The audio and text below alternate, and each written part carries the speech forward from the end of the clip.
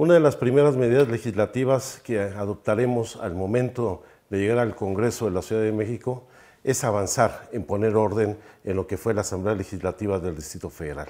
Queremos un Congreso austero, un Congreso que rinda cuentas, que utilice bien los recursos públicos. Es inadmisible que hoy el Congreso tenga 2.300 millones de pesos de presupuesto, más que muchas delegaciones y futuras alcaldías de la Ciudad de México, para 66 legisladores. Es absurdo. Vamos a eliminar todos los programas que tienen fines clientelares y corporativos y vamos a dedicarnos a legislar, a gestionar, a fiscalizar el buen ejercicio del gasto y fundamentalmente a combatir la corrupción desde dentro del Congreso de la ciudad.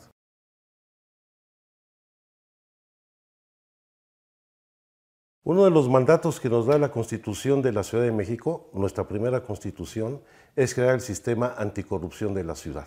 Y este no puede ser un sistema a modo, con un fiscal carnal, con un fiscal a la medida del gobierno o del poder legislativo. Queremos un sistema de corrupción que sea intolerante, cero tolerancia a la corrupción y a la impunidad. Y vamos a empeñar un esfuerzo para que todo servidor público que desvíe recursos públicos o abuse de la autoridad sea sancionado.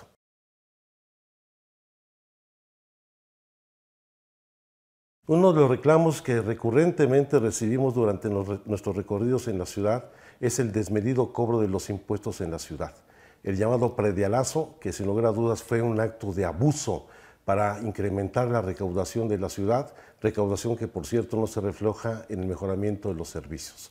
Vamos a revisar a fondo parquímetros, fotomultas, los cobros indebidos en el agua, todos estos derechos que se han incrementado.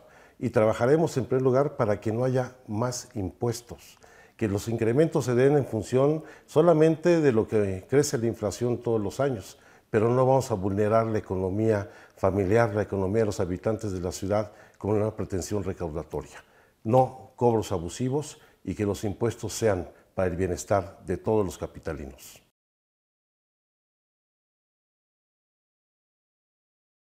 Nuestra Constitución establece un nuevo derecho, el derecho al buen gobierno, que el gobierno cumpla con su responsabilidad y en caso de que no cumpla, sea sancionado.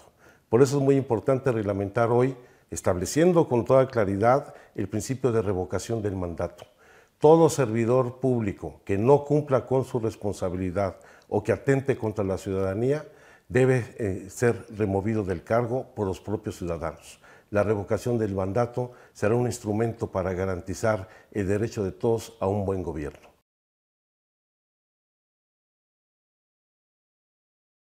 La Constitución de la Ciudad de México es una carta de derechos.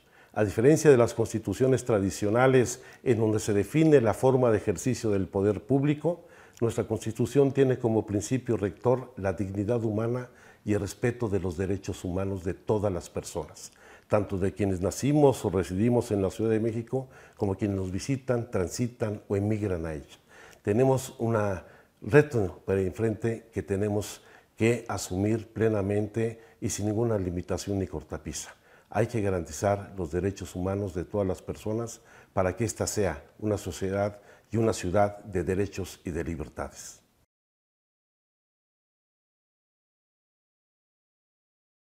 En materia de educación tendremos que centrar el mayor de los esfuerzos. La educación es un instrumento fundamental para disminuir la brecha de desigualdad en nuestra ciudad y en el país.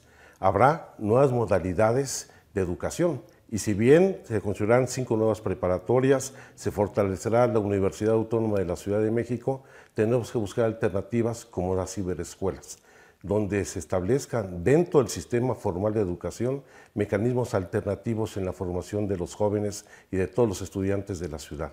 Vamos a garantizar educación en todos los niveles para todos los jóvenes y que nadie pierda el derecho a la educación por la falta de espacios educativos en la ciudad.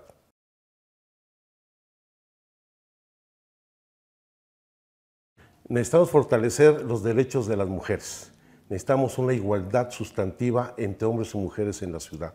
Estamos avanzando de manera muy firme con la paridad en la conformación de todos los órganos de gobierno, pero no es suficiente.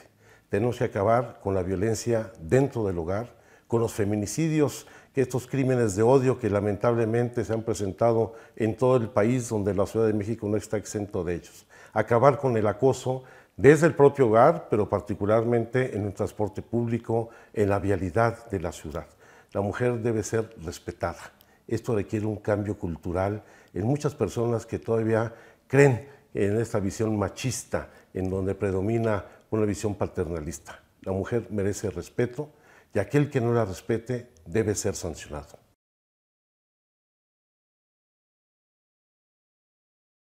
El gran reto de esta ciudad es poner orden en el desarrollo urbano, en el ordenamiento de nuestro territorio. Evidentemente, el punto de partida debe ser el respeto a los usos del suelo, que nadie especule, que nadie se corrompa modificando usos del suelo en contra del interés de los ciudadanos o dañando a la comunidad, a los pueblos, a las colonias de la ciudad.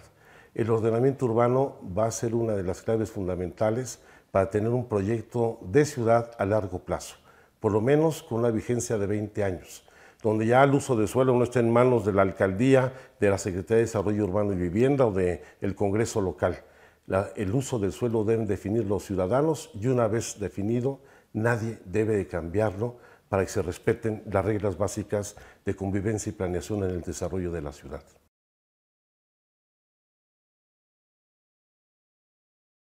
Si queremos garantizar el futuro y la viabilidad de la Ciudad de México, tenemos que resolver el problema de abasto de agua. Hoy tenemos un problema grave de sobreexplotación de nuestros mantos acuíferos, no tenemos mayores disponibilidad de agua para el abasto, perdemos mucha del agua en fugas, no solamente en la red de distribución, sino también en fugas domésticas, en cada uno de los hogares, en el servicio sanitario, en las distintas llaves que tenemos, ya sea en el lavadero o en el fregadero de nuestras propias casas. Aquí tenemos que asumir que el agua es un derecho humano, es un bien público. El gobierno debe garantizarlo y no vamos a permitir la privatización del agua en la ciudad. La ciudad debe garantizar el derecho humano a un abasto de agua con calidad y también para su reutilización, porque tenemos que aprovechar todo el agua que hoy tenemos en la ciudad.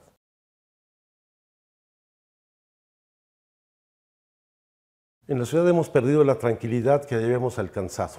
Ha regresado la inseguridad, la violencia, la presencia de grupos delictivos en todas las calles de la ciudad. Aquí tenemos que poner orden en la policía, que la jefa de gobierno recupere el mando de la policía, que enfrentemos los actos de corrupción que se presentan hoy en la Secretaría de Seguridad Pública. Hay que romper el círculo perverso en esta relación entre la policía y los grupos delictivos que se da desde el robo de autopartes e incluso con el narcomenudeo. Y creo que esta es una tarea que va a requerir que la policía, que el gobierno de la ciudad recupere la autoridad en el territorio. Si en el territorio no hay presencia de la autoridad, son otros los grupos de interés o los grupos delictivos que van a asumir su control. Y esto espero que se haga con un fuerte respaldo de los ciudadanos. Por supuesto, habrá que reducir los problemas de desigualdad, de falta de oportunidades, que son un caldo de cultivo para la delincuencia. Pero en caso de que se presenten actos delictivos, la autoridad debe actuar con toda firmeza y todo delito debe ser castigado en nuestra ciudad.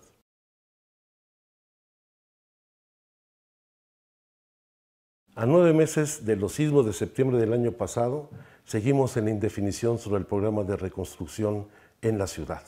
Las personas siguen viviendo en campamentos, hay ofertas de apoyo para rentas, hay la promesa de que se les otorguen créditos, pero no se resuelve el problema de fondo. Queremos que se reconstruya de manera democrática todos los edificios y viviendas que fueron lastimados por estos terribles sismos, pero no a partir de endeudar a los damnificados con la banca, no a partir de condicionar los apoyos a quienes han perdido su patrimonio, que han perdido su vivienda. La reconstrucción tiene que tener 3 componentes. Primero, reconocer el derecho de todos los afectados a que el gobierno los apoye. Segundo, que el gobierno cumpla con su responsabilidad. Esta no es una canonjía, es su obligación. Pero un tercer componente es muy importante, que es el de la solidaridad entre nosotros. Hoy fueron muchos de nuestros vecinos los afectados, mañana podríamos ser nosotros mismos. Y esa solidaridad tiene que asumirse todos los días y esperemos que acompañemos a nuestros vecinos damnificados a que recuperen su patrimonio y recuperen su vida, la tranquilidad en la vida de sus familias.